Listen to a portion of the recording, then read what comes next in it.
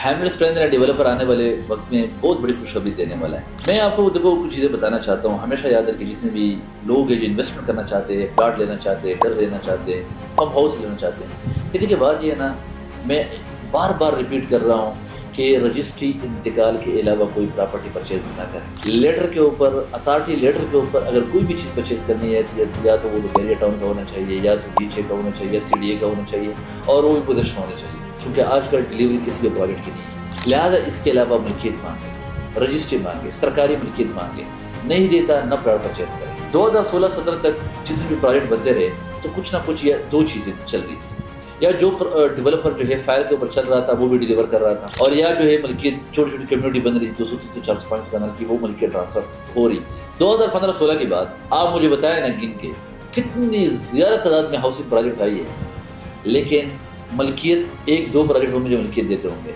इसे भी वो भी शायद ना हो। लेकिन अगर एनओसी की बात की जाए तो वो भी कोई 2-3 प्रोजेक्ट है जिसको 2015 के बाद NOC 3 project capital smart city है, और फैसल हिल है, और इनके अलावा सिल्वर सिटी है। इसके अलावा किसी को एनओसी नहीं दे रहे, इदारे एनओसी नहीं दे रहे, इदारे प्रोजेक्ट को लीगलाइज नहीं कर रहे हैं, और धड़ाधड़ जो है प्लॉट बिके जा रहे हैं, और मलकियत भी नहीं दे रहे।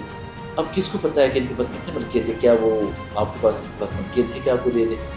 आपने प्लाट तो परचेज किया, न प्लाट की डिलीवरी है, न मलकियत है, न एनओसी है, न लीगलाइज है, तो कैसे इन्वेस्टमेंट किया जाए? तो लिहाजा अपने पैसे को ज़ाया न करें। जो आपने मेहनत से कमाई की आप डिमांड करें, क्या मुझे सरकार की मलकियत मिलेगी?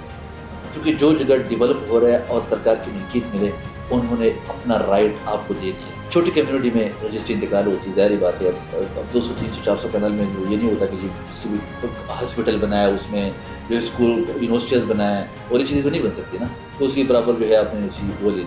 लेकिन जो बड़े प्रोजेक्ट है हज़ारों में, थाउजेंड कनाल में, तो उसमें जो है बराबर एनओसी होती है। वो एनओसी जो है अब न कोई इदारे दे रहे। अब मैं ये नहीं कह रहा सारे डेवलप गलत है। वही फैसल टाउन के चौधरी मजीद साहब है जिसने फैसल हिल डेवलप किया, बनाया एनओसी, फैसल टाउन फेज 1 बनाया, डेवलप किया। B17 एक कोऑपरेटिव है, लेकिन उन्होंने चलाया, उनके पास सारी चीज़ें मौजूद है।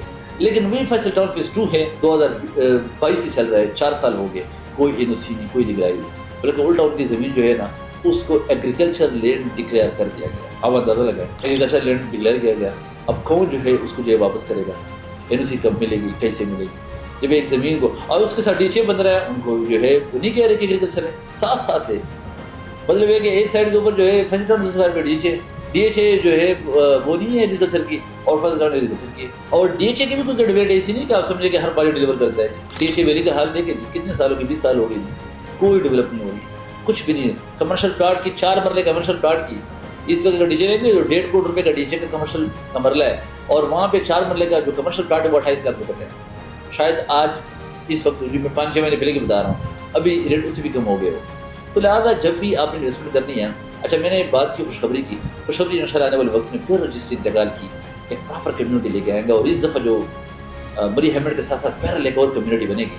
पैरल का मतलब ये नहीं है कि वो उस इलाके में बनेगी, किसी और डिस्ट्रिक्ट में, तो वो बड़ी शानदार होगी। इंशाअल्लाह ताला वहाँ पर आप लाइफ इंजॉय करेंगे। तो लिहाजा हैमलेस प्लानर डेवलपर के साथ रहें, तो इंशाअल्लाह ताला वो आपको जो अपना मलकियत के राइट है उनके साथ ही आपको प्लॉट देंगे, या कोई भी चीज़ बनाकर आपके हवाले करेंगे। बहुत शुक्रिया।